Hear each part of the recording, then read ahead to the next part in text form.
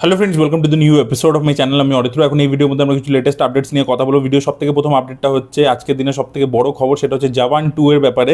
Yes, India টুডের একটা report এসছে এবং সেখানে বলা হচ্ছে যে কিংয়ের পরবর্তীতে শাহরুখ খান কিন্তু অ্যাটলির সাথে জওয়ান 2 তে কোলাবোরেট করতে চলেছে এবং আপনার প্রত্যেকে জানেন রাকার শুটিং তো এবছরই কমপ্লিট হয়ে যাবে, খুব শীঘ্রই র্যাপ আপ হয়ে যাবে। ছবি পরের বছর রিলিজ করবে কারণ পোস্ট প্রোডাকশন টাইম লাগবে, কিন্তু পরের বছর থেকেই কিং রিলিজ হয়ে যাওয়ার পরবর্তী থেকেই আর কি জওয়ান 2 এর নাকি কাজ নেক্সট ইয়ার থেকেই শুরু করে দেবেন অ্যাটলি এবং শাহরুখ, এবং অলরেডি স্ক্রিপ্টিংয়ের কাজ নাকি হচ্ছে। এবং এই ছবির মধ্যে শাহরুখের অপোজিটে যে অ্যান্টাগনিস্ট, তাকে আর কি সাউথের একটা কোনো এ লিস্টার স্টার কি আর কি নেওয়ার পরিকল্পনা চলছে। তো এরকম আর কি ইন্ডিয়ান টুডের একটা রিপোর্ট বলছে। তো দেখা যাক আর কি জওয়ান 2 আর কি কীরকম স্কেলে হয়, কোন স্টার কাস্টকে আমরা দেখতে পাই অপোজিটে, মানে শাহরুখের অপোজিটে আর কি কাকে দেখতে পাই এবং কী স্কেলে বানায় আর কি। তো দেখা যাক। বিক্রম রাঠোর ক্যারেক্টারটা পপুলার হয়েছিল, তাকে নিয়ে কীভাবে তাকে এবার রিপ্রেজেন্ট করে সেটাই দেখার মতো বিষয় হবে। গল্প কীরকম হয়, reel looking forward to that.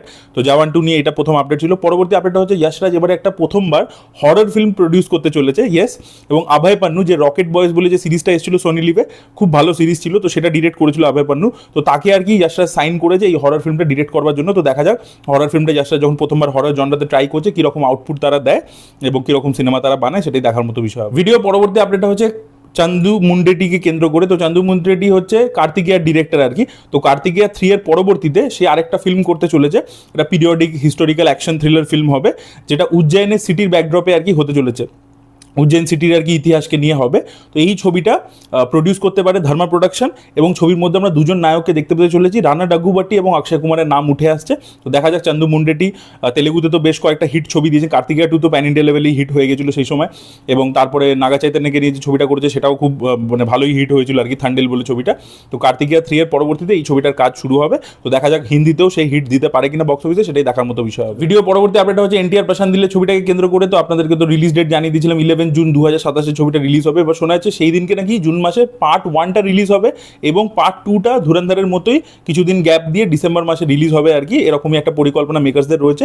এটাও একটা 2 পার্ট ফিল্ম হবে, কিন্তু মাঝে অনেক গ্যাপ আর কি, মানে যেটা কেজিএফ চ্যাপ্টার 1 চ্যাপ্টার 2 এর মধ্যে হচ্ছে সেরকম অতদিনের গ্যাপ না, ধুরন্ধরের মতো আর কি ফরম্যাট তারাও ফলো করতে চলেছে। তারা অনেকটা এক্সটেন্সিভ শ্যুট করছে এবং 6 মাসের গ্যাপে নিয়ে আসবে। তো মে 20তে গ্লিম স্টাইলে আমরা বুঝতে পারবো যে কীরকম ওয়ার্ল্ড এবারে প্রশান্ত নীল তৈরি করেছে এবং সেটা সালার বা কেজিএফ এর থেকে ডিফারেন্ট নাকি একই টাইপের লুক এন্ড ফিল, সেটাই দেখার মতো বিষয়। ভিডিও পরবর্তী আপডেট হচ্ছে প্রশান্ত বর্মাকে কেন্দ্র করে। তো প্রশান্ত বর্মা সিনেমাটিক ইউনিভার্সের যে ছবি আসছে আধিরা বলে একটা ছবি, যেটা অ্যানাউন্সমেন্ট বহুদিন আগে চলে এসেছিল, যেটা এই হনুমান ফ্র্যাঞ্চাইজের মধ্যেই পড়ছে, মানে হনুমান তারপরে মহাকালী এগুলো সব একই ফ্র্যাঞ্চাইজের পার্ট আর কি, এটা সিনেমাটিক ইউনিভার্সের পার্ট। তো অক্ষয় খান্নাকে আমরা মহাকালী ছবিতে তো দেখতে পাবো আর কি শুক্রাচার্যের রোলে, এবং সেই ক্যারেক্টারটা কিন্তু আধিরা সিনেমাতেও থাকতে চলেছে, এরকমই একটা আপডেট উঠে আসছে। ভিডিওর পরবর্তী আপডেট হচ্ছে দেবরা ছবির ডিরেক্টর কোরাটালা শিবাকে কেন্দ্র করে, যিনি জানতা গ্যারাজের মতো ছবি বানিয়েছেন, খুব ভালো, এক সময় রাইটারও খুব ভালো ছিলেন এবং পরবর্তীকালে ডিরেকশনেও ভালো সিনেমা বানিয়েছে। দেবরা অতটা ভালো ছবি হয়নি। তো যাই হোক, তিনি এবার নিজের নেক্সট ছবি করতে চলেছেন নন্দমুরি বালাকৃষ্ণের সাথে। ইয়েস, খুব শীঘ্রই তার অ্যানাউন্সমেন্টও চলে আসবে এবং শোনা যাচ্ছে এই ছবির মধ্যে নাকি নন্দমুরি বালাকৃষ্ণের ছবিতে যেরকম ওভার দ্য টপ অ্যাকশন জিনিসপত্র থাকে, এই ছবিটাতে জিনিসপত্র একটু সাটেল, একটু গ্রাউন্ডেড হবে, এরকমই একটা আপডেট উঠে আসছে। ভিডিও পরবর্তী আপডেট হচ্ছে কেজিএফ 3কে কেন্দ্র করে। তো ইয়াশকে যখন সিনেমা কর্নে জিজ্ঞাসা করা হয়েছিল কেজিএফ 3 এর ব্যাপারে, সে বলেছে আমার আর প্রশান্ত নীলের কথাবার্তা হতে থাকে, কিন্তু এখন আমাদের কাছে কোনো আইডিয়া বা কোনো স্ক্রিপ্ট নেই। তো এই মুহূর্তে এক্ষুনি আমরা কেজিএফ 3তে কোলাবরেট করছি না, কেজিএফ 3 এক্ষুনি আসবে না। আমি এখন রামায়ণ নিয়ে বিজি রয়েছি, তার টক্সিক রয়েছে, এই সিনেমাগুলো আগে আমি কমপ্লিট করি, তারপরে আমি ভাববো ফিউচারে আমি কি করবো। তো এই মুহূর্তে কেজিএফ 3 কিন্তু খুব শীঘ্রই আমরা দেখতে পাবো না। পরবর্তী আপডেট হচ্ছে ভেঙ্কি আটলুরিকে কেন্দ্র করে। তো ভেঙ্কি আটলুরি এর পরবর্তীতে একটা নেটফ্লিক্সের সিরিজ করতে চলেছে, যে সিরিজটার মধ্যে আমরা সিদ্ধু, যাকে আপনার DJ Tillu square, DJ Tillu square এইসব সিনেমাতে দেখেছেন, তো সে থাকতে চলেছে এবং মীনাক্ষী চৌধুরী থাকতে চলেছে। তো দেখা যায় নেটফ্লিক্সে ভেঙ্কি আটলুরি কীরকম কাজ করে, সেটাই দেখার মতো বিষয় হবে।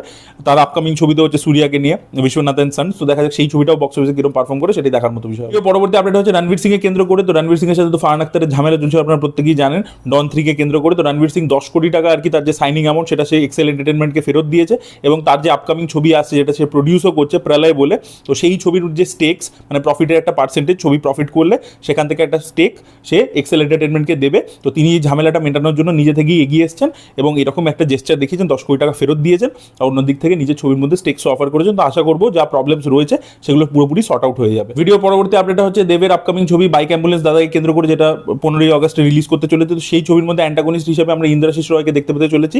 তো দেখা যাক ছবির মধ্যে দেবের সাথে টাসেল কিরকম লাগে এবং অ্যাকশন বেসড কিছু সিন থাকে কিনা, সেটাও দেখার মতো বিষয়। ভিডিও পরবর্তী আপডেট হচ্ছে ধনুষের আপকামিং ছবি কারাকে কেন্দ্র করে, যেটা 30 এপ্রিল রিলিজ করতে চলেছে। তো এই ছবির রান টাইম সম্পর্কে জানা যাচ্ছে 2 ঘন্টা 39 মিনিটের হতে চলেছে, 2 hour 39 minutes রান টাইম হতে চলেছে। তো দেখা যাক ছবিটা কিরকম হয়। ট্রেলারটা বেশ প্রমিসিং ছিল, দেখা যাক ছবিটা কিরকম বানায়। ডিরেক্টর আগে পর তো রিলের মতো ভালো ছবি বানিয়েছে এবং টিজারটা মানে ট্রেলারটা প্রমিসিং ছিল। ভিডিও পরবর্তী আপডেট হচ্ছে রণবীর কাপুরকে কেন্দ্র করে। তো রণবীর কাপুর একবার রামায়ণ শেষ করার পরবর্তীতে ডিসাইড করবেন ইদার তিনি ব্রহ্মাস্ত্র করবেন নাকি YRF এর সাথে ধুম 4 করবেন, সেটা তিনি তখন ডিসিশন নেবেন। ব্রহ্মাস্ত্র 2 এর কিন্তু স্ক্রিপ্টিং এর কাজ চলছে, স্ক্রিন প্লের কাজ চলছে, আয়ন মুখার্জি করছে, সেটা ডাবল নেগেটিভই আর কি প্রডিউস করবে। আপনার কদিন আগে নামিত মল্লিক নিজেই কনফার্ম করেছিল। আর অন্যদিকে YRFও কিন্তু ধুম 4 এর আর কি কাজ করাচ্ছে, স্ক্রিপ্টের উপর কাজ করাচ্ছে এবং রণবীর কাপুরকে অফার করছে। তো দেখা যাক রণবীর কাপুর সেটা করে নাকি ব্রহ্মাস্ত্র 2 করে, সেটাই দেখার মতো বিষয় হবে। ভিডিও পরবর্তী আপডেট হচ্ছে থালাইভার 173 কে কেন্দ্র করে। তো এই ছবিটা সিবি চক্রবর্তী ডিরেক্ট করার কথা ছিল, আপনারা প্রত্যেকেই জানেন বাসিল জোসেফ রজনীকান্তের ছেলে প্লে করবে। এখন তো শোনা যাচ্ছে এই ছবিটা মোটামুটি শেলফ হয়ে গেছে, মানে সিবি চক্রবর্তী ডিরেক্ট করবে, রজনীকান্ত স্টোরির মধ্যে কিছু চেঞ্জেস করতে চেয়েছে, সেগুলো আর কি সিবি করতে পারছে না, এখন চেষ্টা করছে সে আরেকবার লাস্ট টাইম।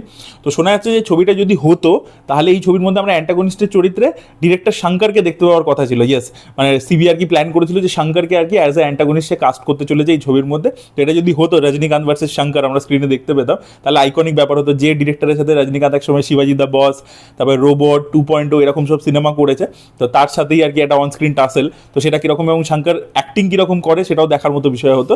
বাট আনফর্চুনেটলি এখন তো মোটামুটি মানে এটা কনফার্মই হয়ে গেছে যে এইটা হবে না, মানে সিবি ডিরেক্ট করবে না 173 ফিল্মটা আর কি, অন্য কোনো ডিরেক্টর মাইট বি, হয়তো আশফাত মানিমুথু ডিরেক্ট করতে পারে। তো দেখা যাক আলটিমেটলি কি হয় সেটা। So this by the update guys, আপনাদের কি বক্তব্য অবশ্যই কমেন্টে লিখে জানাবেন। এই ভিডিওটা ভালো লেগে থাকলে লাইক করুন, শেয়ার করুন, চ্যানেলটিকে সাবস্ক্রাইব করতে ভুলবেন না। Bye bye.